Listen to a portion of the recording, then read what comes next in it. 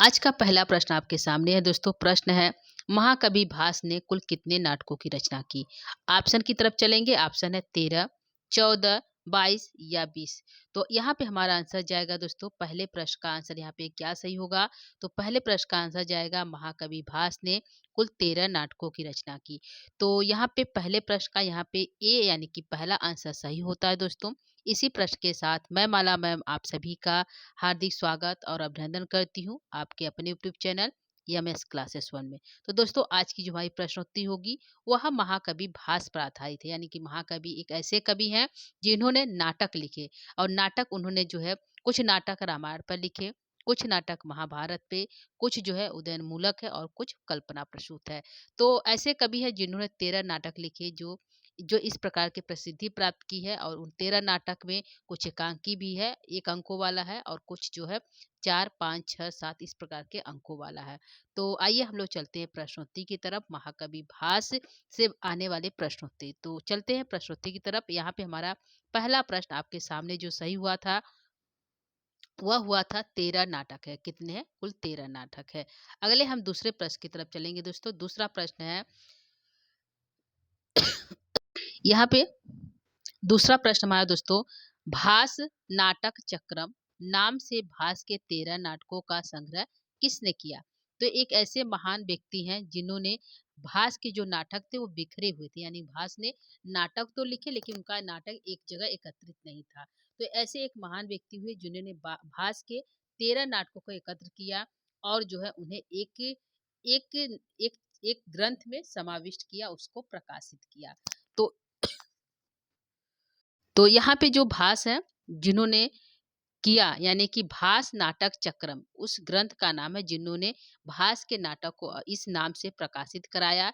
तो भास नाटक चक्रम नाम से भास के 13 नाटकों का संग्रह किसने किया? प्रश्न है किसके द्वारा किया गया है? ऑप्शन है Max Muller, Govardhanacharya, T Ganapati Shastri या हर्टन के द्वारा। तो यहाँ पे हमारा आंसर जाएगा प्रश्न संख्या 2 का, कि भास भास भास नाटक चक्रम जो ग्रंथ प्रकाशित किया उनका नाम है टी गणपति शास्त्री। इन्होंने जो है भास के 13 नाटकों को इस नाम से प्रकाशित किया, यानी कि जो है प्रकाशित किया। कब प्रकाशित किया दोस्तों? सन भी देख लेते हैं। इन्होंने जो है 1910 व 12 के बीच, 1910 व 12 के बीच में जो है इस भास नाटक चक्रम को प्रकाशित किया। ठीक है। और जो है यहाँ पे जो है गणपति शास्त्री जो है कहाँ के निवासी हैं? तो यह जो निवासी इनको माना जाता है वह है तिरुवांकुलर तिरुवांकुल नगर के निवासी थे। जो है त्रिवांकुर नगर के निवासी थे। कौन? टी गणपति शास्त्री। उन्होंने 1910 और 12 के बीच में भास नाटक चक्रम को प्रकाशित करवाया। ठीक है। तो हमारा आंसर यहाँ पे जो है सी सही होता है, प्रश्न संख्या 2 का। आगे बढ़ते हैं प्रश्न संख्या 3 की तरफ दोस्तों। प्रश्न संख्या 3 यहाँ पे कहता है महाकवि भास का समय माना जाता है। तो क्या समय माना जाता है महाकवि भास का? ऑप्शन है 200 ईसा पूर्व से 300 ईस्वी तक, 300 ईसा पूर्व से 400 ईस्वी तक, 100 ईसा पूर्व से 200 ईस्वी तक, 600 ईसा पूर्व से 700 ईसा ईस्वी तक। तो यहाँ पे हमारा आंसर जो होगा वह हमारा जाएगा दोस्तों, महाकवि जो भास का समय माना जाता है वह हमारा आंसर जाएगा सी की तरफ, यानी कि 100 ईसा पूर्व से 200 ईस्वी तक। तो यहाँ पे आंसर फाइनली जो है प्रश्न संख्या 3 का सी हमारा करेक्ट है। अगला प्रश्न है प्रश्न संख्या 4 कहता है महाकवि भास को कौन सी उपाधि प्राप्त है? तो महाकवि भास जो है उनको कौन सी उपाधि प्राप्त है? तो ऑप्शन है धावक है क्या, दीप शिखा है क्या, उदम्बर है क्या, या फिर वाकपति है? तो ऐसे एक कवि हैं जिनको धावक कहा जाता है, वह कवि है महाकवि भास। तो महाकवि भास को जो है धावक की उपाधि प्राप्त है। तो प्रश्न संख्या यहाँ पे 4 का पहला आंसर हमारा सही होगा। आगे बढ़ते हैं प्रश्न संख्या 5 की तरफ। प्रश्न संख्या 5 कहता है महाकवि भास को कौन सी रीति प्रिय है? तो कौन सी रीति महाकवि भास को प्रिय है दोस्तों? तो ऑप्शन है गौड़ी रीति प्रिय है क्या, वैदर्भी प्रिय है क्या, पांचाली है क्या, या फिर उपयुक्त सभी है? तो किसी न किसी कवि को कोई ना कोई रीति प्रिय होता है, तो उन्होंने ग्रंथ लिखे हैं। तो यहाँ पे जो है हमारा रीति है वैदर्भी रीति, वह जो है महाकवि भास को प्रिय है। तो महाकवि भास की जो रीति वह कौन सी है? वैदर्भी रीति। तो प्रश्न संख्या 5 का यहाँ पे हमारा जो है बी वाला आंसर यानी कि दूसरा हमारा करेक्ट है। आगे बढ़ेंगे प्रश्न संख्या 6 की तरफ।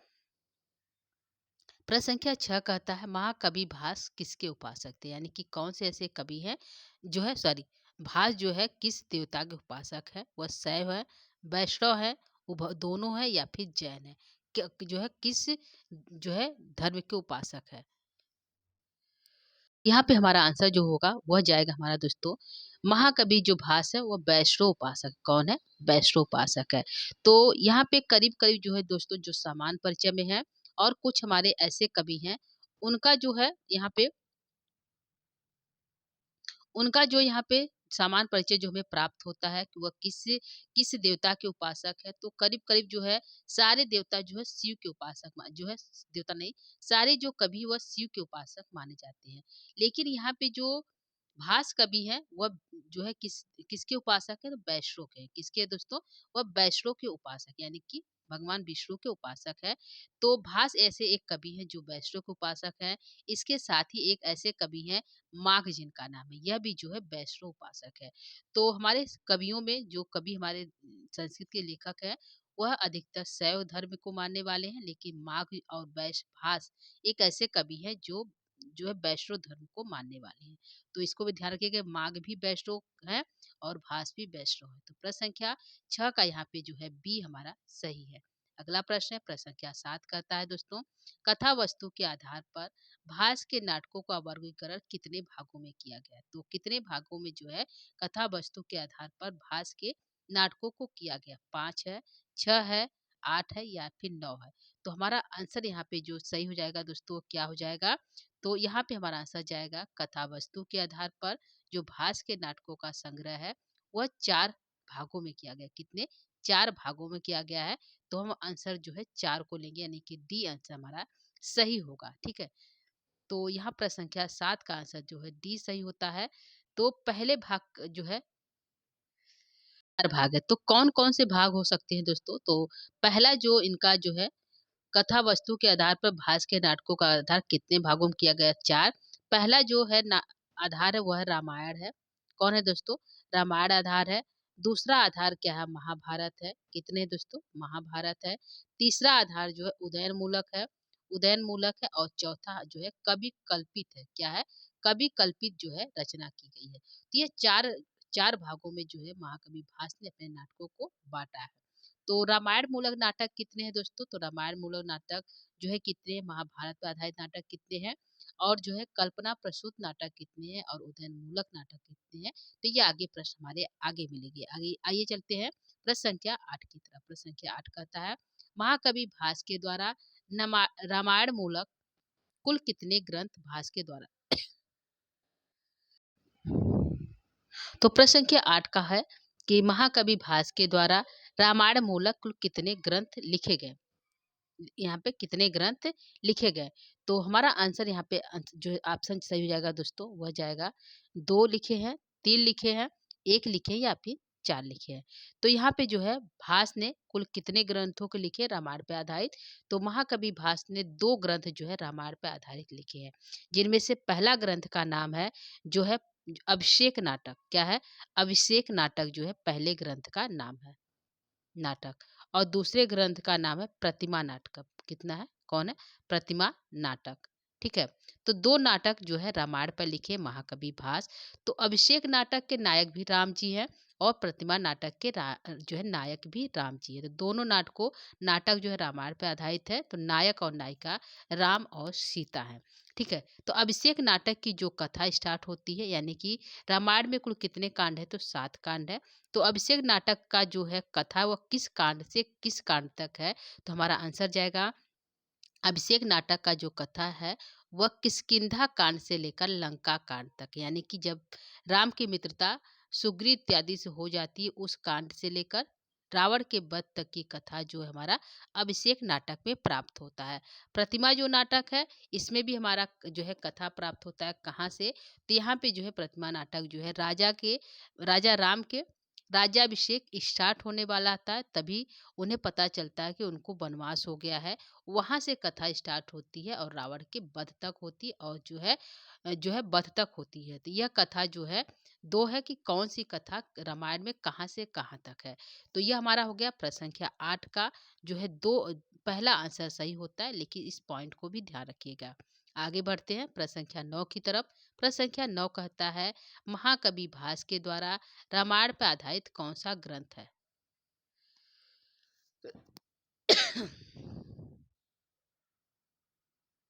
ठीक है, तो यहाँ पे है कि महाकवि भास के द्वारा रामायण पर आधारित कौन सा ग्रंथ है। तो यहाँ पे क्या सही होगा दोस्तों, कौन से ग्रंथ है? ऑप्शन है अभिषेक नाटक है, प्रतिमा नाटक है, स्वप्न वासव दत्तम है या फिर ये भी दोनों है। तो अभी हमने बताया रामायण पे उन्होंने 2 नाटक लिखे, एक का नाम है अभिषेक नाटक और एक का नाम है प्रतिमा नाटक। तो हमारा आंसर जाएगा पहला और दूसरा दोनों करेक्ट है। तो हमारा यहाँ पे डी आंसर सही होता है प्रश्न संख्या 9 का। आगे लेंगे प्रश्न संख्या 10 को। प्रश्न संख्या 10 कहता है महाकवि भास के द्वारा महाभारत पर आधारित कौन सा नाटक नहीं है।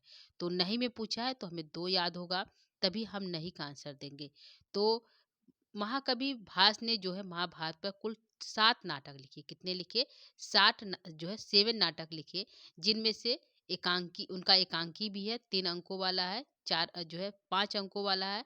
तो इस प्रकार से वो कई अंकों में जो है नाटक को लिखे। तो महाभारत में पूछे कुल कितने नाटक लिखे? तो 7 लिखे। तो यहाँ पूछा कि कौन सा नाटक महाभारत पर आधारित नहीं है। ऑप्शन है कर्णभार, प्रतिमा नाटक, पंचरात्रम, उरुभंगम। तो हमारा आंसर यहाँ पे जाएगा कि महाभारत पे आधारित जो नाटक नहीं है वह है प्रतिमा नाटक। तो प्रतिमा नाटक किस पे है दोस्तों? तो रामायण पे है। किस पे है? रामायण पे है। तो यह कर्णभार भी हमारा महाभारत पे है, पंचरात्रम भी है और उरुभंगम भी है। कर्णभार में जो है इंद्र भेष धारण करके कर्ण के कुंडल और जो है कवच को दान में ले जाते हैं। पंचरात्र में 5 रातियों में जो है पांडवों को ढूंढने की कथा है। उरुभंग में भीम के द्वारा दुर्योधन की जांग को तोड़ा जाता है। तो इस प्रकार की कथा जो है हमारे जो है एकांक नाटक और एकांकी में समाहित है। तो हमारा आंसर यहाँ पे जो है दोस्तों आ जाएगा जो है बी की तरफ, दूसरा हमारा यहाँ पे सही होता है। आगे बढ़ेंगे प्रश्न संख्या 11 की तरफ। प्रश्न संख्या 11 कहता है महाकवि भास के द्वारा महाभारत पर आधारित कौन सा एकांकी नहीं है। तो पूछा एकांकी कौन सा नहीं है? कर्णभार, दूत घटोत्कच, पंचरात्रम, उरुभंग। तो यहाँ पे हमने बताया कि उन्होंने 7 नाटक तो लिखे महाभारत पे, लेकिन कुछ एकांकी है और कुछ जो है 3 अंकों वाला 5 अंकों वाला है। ठीक है, तो यहाँ पे हमारा जाएगा महाकवि भास के द्वारा महाभारत पर आधारित कौन सा एकांकी नहीं है। तो हमारा आंसर जाएगा कर्णभार एकांकी है दोस्तों, 1 अंक वाला है। यह एकांकी है कर्णभार। और यहाँ पे हमारा जो है दूतवाक्यम भी क्या है? एकांकी है। क्या है? एकांकी है। दूतवाक्यम भी एकांकी है। उरुभंग भी एकांकी है। कौन है? उरुभंग भी एकांकी है। जो 5 पंचरात्रम है वह उसमें 3 अंक है। जो पंचरात्रम है उसमें 3 अंक है, तो ये 3 अंकों वाला है। यह 3 अंकों वाला है। तो हमारा यहाँ पूछा है कौन सा एकांकी नहीं है। तो हमारा आंसर जाएगा पंचरात्रम जो है यह एकांकी नहीं है। तो प्रश्न संख्या यहाँ पे 11 का हमारा जो है 20 सही होता है। तो कितने एकांकी जो है भास ने लिखे दोस्तों? तो एक हमारा यह 3 तो हमारा हो गया कि यह एकांकी जो है भास के द्वारा लिखा गया है, एकांकी है। तो और भी एकांकी कौन सा है दोस्तों? तो हमारा और जो एकांकी उसका नाम है जो है दूत वाक्यम। जो है दूत घटोत्कच है और जो है दूत वाक्यम भी है। क्या है? दूत वाक्यम। वाक्यम यह हमारा जो है एकांकी है। ठीक है दोस्तों, तो ये हमारा दूत वाक्यम एकांकी है। दूत घटोत्कच हो गया, उरुभंग हो गया, कर्णभार हो गया। एक हमारा और एकांकी है, उसका नाम है दोस्तों मध्य व्यायोग। क्या नाम है?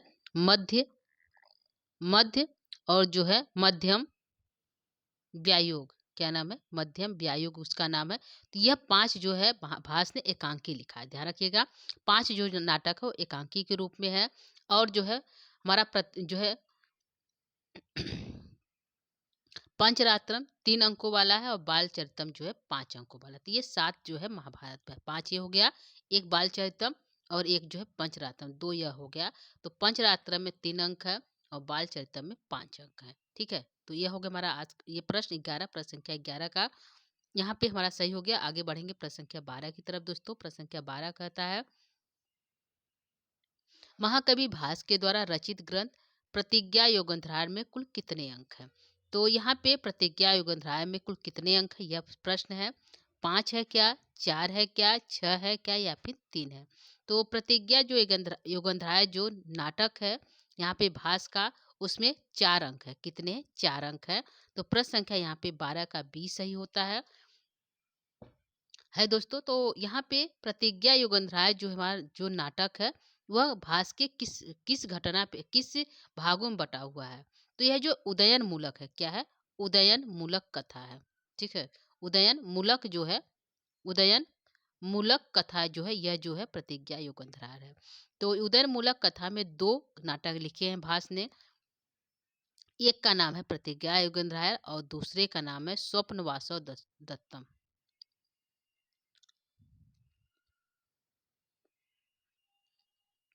वासव दत्तम 2 ग्रंथ है। तो प्रतिज्ञा युगंधराय में दोस्तों कितने अंक है? 4 अंक है। तो स्वप्न वासव दत्तम में कितने अंक है दोस्तों? तो इसमें जो हमारा जो है 6 अंक है। कितने हैं? 6 अंक है।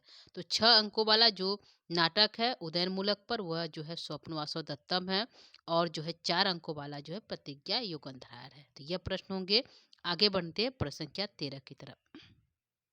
प्रश्न संख्या 13 कहता है, महाकवि भास के द्वारा रचित ग्रंथ प्रतिमा नाटक में कुल कितने अंक हैं? क्योंकि प्रतिमा नाटक हमारा जो है एलटी के सिलेबस में लगा है दोस्तों, तो इससे प्रश्न बनेंगे कि प्रतिमा नाटक में कुल कितने अंक हैं। तो प्रतिमा नाटक जो नाटक है वह रामायण पे आधारित, ध्यान रखें, पहले तो ये रामायण पे आधारित है, रामायण पे आधारित है प्रतिमा नाटक का, और दूसरा अभिषेक नाटक। तो प्रतिमा नाटक में जो है कुल कितने अंक है? 6 है, अरे 5 है, 7 है, 4 है, या फिर 8 है? तो हमारा आंसर जाएगा जो नाटक है जो है कुल कितने अंक है? तो 7 अंक है। तो महाकवि जो भास का नाटक है सबसे ज्यादा अंकों वाला जो है 7 अंक है, यानी कि उन्होंने एक अंक एकांकी से स्टार्ट किया और 7 अंक तक नाटक लिखे।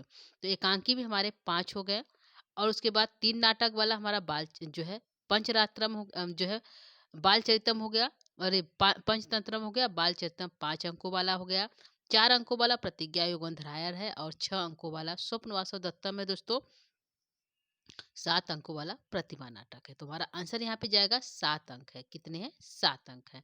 तो अभिषेक नाटक में कितने अंक है दोस्तों? तो उसमें 6 अंक है।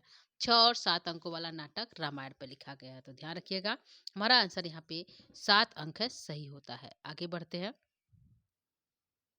जो है भास का अगला प्रश्न संख्या 14, वह कहता है, भास का कौन सा एकांकी दुखांत आधारित है? यानी कि भास ने एकांकी 5 लिखे हैं, तो उनमें से कौन सा ऐसा एकांकी है जो दुखांत से जिसका अंत दुख वाला होता है?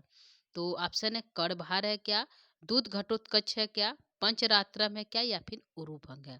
तो यहाँ पे जिसका अंत, जिस नाटक का अंत दुख से होता है उसे दुखांत कहते हैं। तो कड़भार में कड़ ने अपने कवच और कुंडल को जो है कुंडल दान देता है इंद्र को। दूध घटोत्कच में घटोत्कच दूध बनकर जो जाता है हस्तिनापुर। पंचरात्र में 5 रात्रियों में जो है पांडवों को ढूंढने की कथा है। तो उरुभंग में क्या है दोस्तों? तो उरुभंग में है कि इसमें भीम के द्वारा जो है दुर्योधन के जांग के तोड़ने की कथा है। तो दुर्योधन के जांग को जो है भीम के द्वारा तोड़ा जाता है, तो इसलिए यह दुखांत नाटक है। क्या है? दुखांत नाटक है जो हमारा उरुभंग। ठीक है, तो हमारा आंसर यहाँ पे जाएगा, 1 मिनट दोस्तों,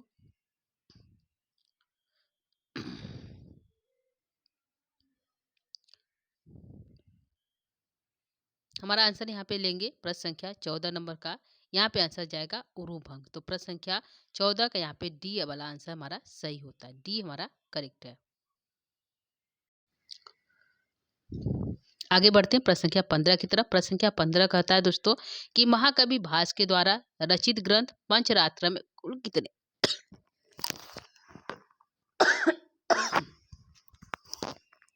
तो ऑप्शन है 5 है, 7 है, 4 है, या 3 है? तो पंचरात्र में कुल कितने अंक है। तो पंचरात्रम का 5 अंक है नहीं दोस्तों, 3 अंक है। कितने हैं? 3 अंक है। बाल चरितम में 5 अंक है और जो है पंचरात्रम में 3 अंक है। तो हमारा आंसर यहाँ पे 15 का डी आंसर सही है। आगे बढ़ते हैं प्रश्न संख्या 16 की तरफ। प्रश्न संख्या 16 कहता है श्री कृष्ण के जन्म की कथा भास के किस नाटक में है? तो भास ने ऐसा कौन सा नाटक लिखा जिसमें श्री कृष्ण के जन्म की कथा है?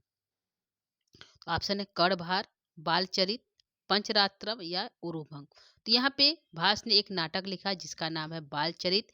इसमें श्री कृष्ण के जन्म की कथा से लेकर जो है यहाँ पे कंस की वध की कथा तक जो है, यहाँ पे श्री कृष्ण का जन्म होता है, उनका पालन पोषण होता है, उसके बाद जो है कंस का वध इत्यादि कथाओं तक जो है यह बालचरितम लिखा गया है। तो हमारा आंसर यहाँ पे जो है बी सही होता है। कंस के जन्म से लेकर जो है कृष्ण के जन्म से लेकर कंस के वध तक की कथा जो है बालचरितम में है। तो यहाँ पे हमारा आंसर जो है बी सही होता है प्रश्न संख्या 16 का। यहाँ पे कृष्ण के जन्म से लेकर कंस के वध तक, कंस के वध तक की कथा जो है बालचरितम में है। तो इसको भी ध्यान रखिएगा। प्रश्न संख्या 16 का यहाँ पे बी सही है। प्रश्न संख्या 17 कहता है दोस्तों, प्रश्न संख्या 17 यहाँ पे कहता है भीम द्वारा ब्राह्मण के पुत्र की रक्षा भास के किस नाटक में है? तो कौन सा ऐसा नाटक भास ने लिखा है जिसमें भीम के द्वारा भास की जो है यहाँ पे भीम के द्वारा ब्राह्मण के पुत्रों की रक्षा होती है? तो कर्णभार में करते हैं क्या, बालचरित में करते हैं क्या, मध्यम व्यायोग में करते हैं क्या, या फिर उरूप भंग में करते हैं? यहाँ पे थोड़ा सा मिस्टेक हुआ है, इसको सही कर देते हैं। मध्यम व्यायोग, ये हमारा है व्यायोग, ये हमारा नाम है दोस्तों। तो यहाँ पे थोड़ा सा मिस्टेक हुआ है, मध्यम व्यायोग है। तो यहाँ पे पूछा है कि भीम द्वारा ब्राह्मण के पुत्र की रक्षा किस में होती है? तो कर्णभार में हमने बता दिया, बालचरितम की कथा भी है, उरुभंग। तो हमारा आंसर जाएगा मध्यम व्यायोग की तरफ। तो यहाँ पे हमारा आंसर सी जो है सही होता है। इसमें कथा है मध्यम व्यायोग में दोस्तों कि जो है भीम के द्वारा, भीम क्या करते हैं, एक ब्राह्मण पुत्र को जो है घटोत्कच जो है क्या करता है, घटोत्कच जो उनका पुत्र है, किनका, भीम का, वह उन्हें जो है मारने के लिए ले जाता है। तो उसे जो है भीम ने उस घटोत्कच से ब्राह्मण के पुत्रों की रक्षा करता है।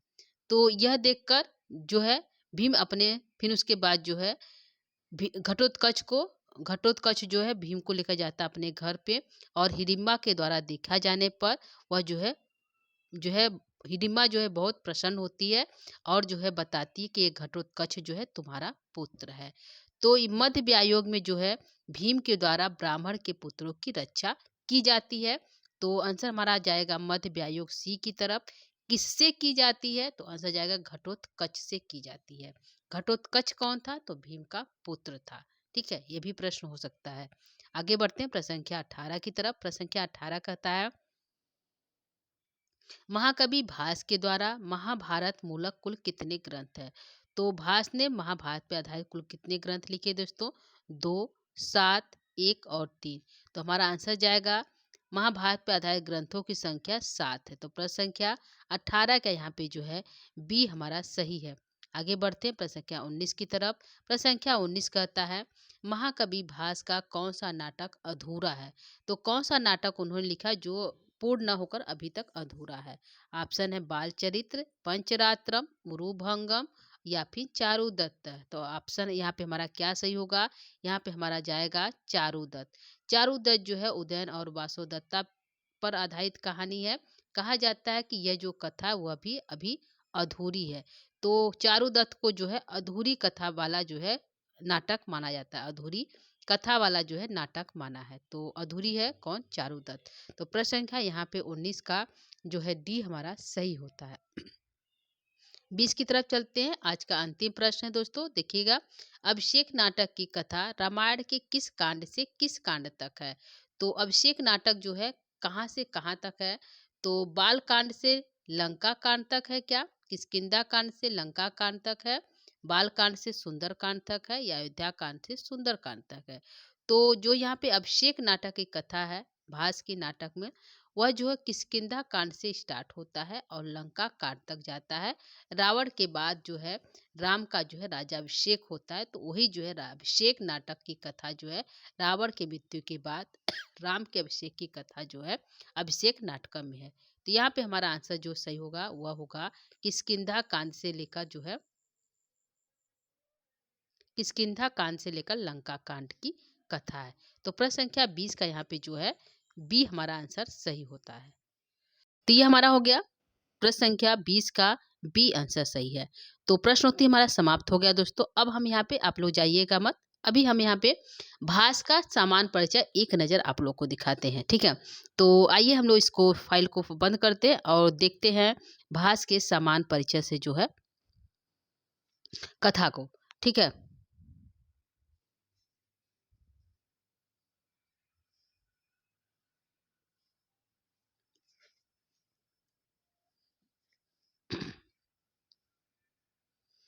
तो यह रहा दोस्तों हमारा जो है भास का सामान परिचय से थोड़ा सा हम इसको एक बार आप लोग के सामने इसको प्रस्तुत करना चाहते हैं कि भास की क्या विशेषता है, भास का सामान परिचय क्या हो सकता है। तो यहाँ से ही हमने प्रश्न को लिया था दोस्तों। तो देखिए यहाँ पे भास का परिचय सबसे पहला है कि भास का नाम जो है जीवन परिचय अज्ञात है, यानी कि दोस्तों भास का जीवन परिचय अज्ञात क्यों है, क्योंकि यहाँ पे हमें भास का न तो माता पिता का पता चलता है, न तो गांव का पता चलता है, कहाँ उनका जन्म हुआ था, कब उनकी मृत्यु हुई थी, या कुछ भी हमें पता नहीं चलता है। तो भास के बारे में जो है कोई भी परिचय जो है प्राप्त नहीं होता है, ठीक है। दूसरा है भास को कौन सी उपाधि प्राप्त है, तो धावक उपाधि प्राप्त है, ठीक है। और यह जो है भास ने किस गोत्र में जन्म लिया था, उनका गोत्र क्या है, तो उनका तो यहाँ पे जो गोत्र माना जाता है वह गोत्र है दोस्तों अगस्त गोत्र। कौन सा? अगस्त गोत्र जो है भास का गोत्र माना जाता है। समय क्या है? 100 ईसा पूर्व से 200 ईस्वी के मध्य। वह किस धर्म को मानने वाले थे, तो वैष्णव धर्म को मानने वाले थे। रीति क्या है? वैदर्भी रीति है। कौन सा गुण इन्हें प्रिय था, तो इन्हें तीनों गुण प्रिय था, प्रसाद, माधुर और रोज, ये तीनों गुण इन्हें जो है भास को प्रिय था। इनका रस, मुख्य रस क्या है दोस्तों, तो मुख्यतः इनको जो है श्रृंगार रस प्रसिद्ध है, इसके साथ ही वीर रस भी है। तो इनके नाटकों में श्रृंगार के साथ वीर रस भी दिखाई देता है। इनकी शैली क्या है दोस्तों, तो सरल भाषा का प्रयोग इन्होंने किया है अपने ग्रंथों में। अलंकार की बात करते हैं तो अलंकार जो है अनुप्रास, उपमा और जो है स्वभावोक्ति, उत्प्रेक्षा, रूपक आदि यह अलंकार इन्हें प्राप्त होता है।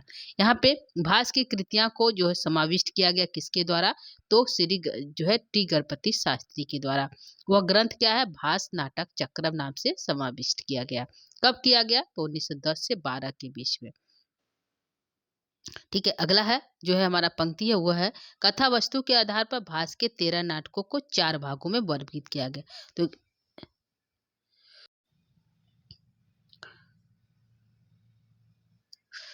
तो कथा वस्तु के आधार पर भास के नाटकों को कितने भागों में वर्गीकृत किया गया दोस्तों, तो यहाँ पर हमारा आंसर जाएगा 4 भागों में। कितने भागों में?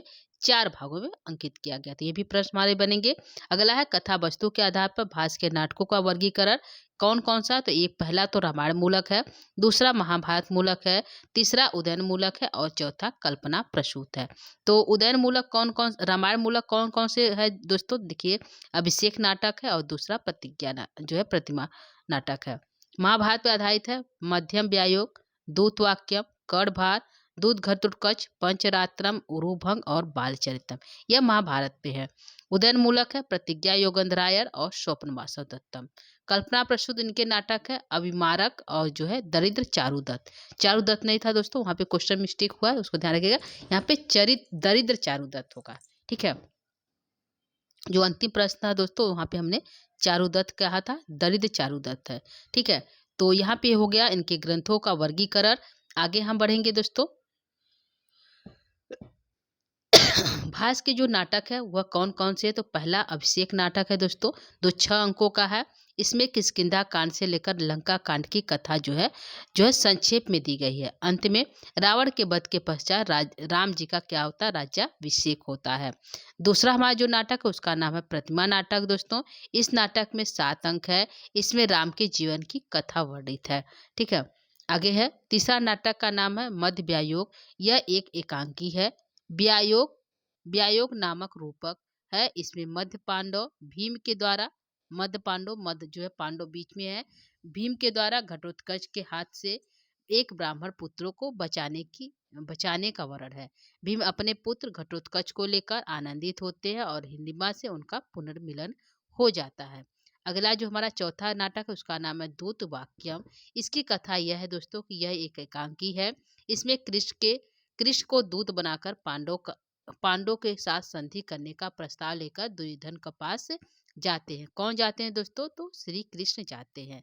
कर्णभार है, यह भी क्या है, एक एकांकी है। इसमें कर्ण का ब्राह्मण भेषधारी इंद्र को कवच और कुंडल दान में देने का कथा वर्णित है। ठीक है, अगला जो हमारा छठवां नाटक है उसका नाम है दूत घटोत्कच।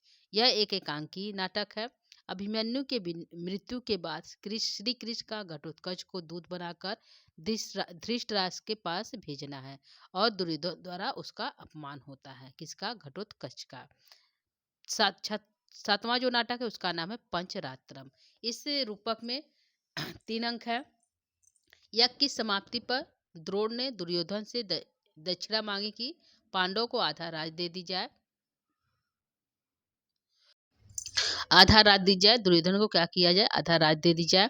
दुर्योधन शर्त लगाता है कि यदि 5 रात के अंदर पांडव मिल जाते हैं तो वह राज दे देगा। द्रोण के प्रयास से पांडव को जो है पांडव मिलते हैं और आधा राज दुर्योधन दे देता है। यह कथा जो है भास के नाटक में है। अगला है उरुभंग। यह एकांकी है नाटक है। दुर्योधन के अपमान के प्रतिकार स्वरूप भीम द्वारा दुर्योधन की जांघ तोड़ दी जाती है, जिसके कारण उसको मारने का वर्णन है। ठीक है, अगला जो हमारा नाटक है उसका नाम है दोस्तों बालचरितम। बालचरितम जो नाटक है उसकी कथा इस प्रकार है। इस नाटक में 5 अंक है। इसमें श्री कृष्ण के जन्म से लेकर कंस वध तक की कथा वर्णित है। 10वां नाटक है चारुदत्त। दरिद्र चारुदत्त है दोस्तों पूरा नाम। इसमें 4 अंक है। इसमें निर्धन ब्राह्मण चारुदत्त और बसंत सेना नामक वेश्या के प्रणय का वर्णन है। इसमें भरत वाक्य नहीं है, तो ये भी प्रश्न बनेगा कौन सा ऐसा नाटक भास का जिसमें भरत वाक्य नहीं है? तो उस नाटक का नाम है जो है चारुदत्त। ठीक है, और यह एक अधूरी कथा है, यह एक अधूरी नाटक है। अगला जो नाटक है उसका नाम है अभिमारक। इस नाटक में 6 अंक है दोस्तों। इसमें राजकुमार अभिमारक का राजा कुंती भोज की पुत्री क्या है दोस्तों? यहाँ पे राजा कौन है? राजकुमार अभिमारक है और जो है राजा कुंती भोज की पुत्री, कुंती और भोज पति पत्नी है। उनकी पुत्री का नाम कुरंगी के साथ क्या प्रणय व विवाह का वर्णन है। तो कुरंगी के पिता का क्या नाम है? भोज है। यदि माता का नाम पूछे तो कुंती है। अगला है जो है प्रतिज्ञा योगंधराय। जो अगले हमारा जो नाटक उसका नाम है प्रतिज्ञा योगंधराय। इस नाटक में 4 अंक है दोस्तों। उदयन से वासव दत्ता से प्रेम और विवाह का वर्णन है। योगंधराय और उदयन को प्रदोत्त के यहाँ से छुड़ाने और नीतिमत्ता का वर्णन है। यानी कि यहाँ पे पूछ सकता है कि प्रदोत्त कौन है? तो प्रदोत्त जो है वासव दत्ता के पिता है। ठीक है, जिसमें कितने अंक है? तो 4 अंक है। अगला जो हमारा है नाटक उसका नाम है स्वप्न वासव दत्तम। इसमें 6 अंक है। योगंधराय का वासव दत्ता के मरने के प्रवाद को फैलाने तथा उदयन का पद्मावती के साथ विवाह कराना तथा उदयन के अपहरण राज को पुनः प्राप्त कराने का वर्णन है। तो स्वप्न वासव दत्तम जो है कथा बहुत लंबी है, जो है 6 अंकों वाला है। इसमें 2 नायिका है और 1 नायक है। ठीक है, स्वप्न वासव दत्तम में 2 नायिका 1 नायक है। तो यह रहा दोस्तों हमारा भास से सामान्य परिचय और उनके नाटक से परिचय। इसके साथ ही हमने यहाँ पे प्रश्नोत्तरी भी कराया दोस्तों। तो उम्मीद करती हूँ कि आपको अच्छा लगा होगा। आगे जो हमारी कल की क्लास में स्वप्न वासव दत्तम से प्रश्नोत्तरी होगा और सामान्य परिचय को भी एक नज़र देखेंगे। ठीक है दोस्तों, तो आज के लिए इतना ही। नमो नमः, नमः संस्कृता, धन्यवाद। जो है कल की क्लास को देखना मत भूलिएगा, जिसको हम लेकर उपस्थित होंगे स्वप्न वासव दत्तम। तो दोस्तों नमो नमः, नमः संस्कृता, धन्यवाद, थैंक यू।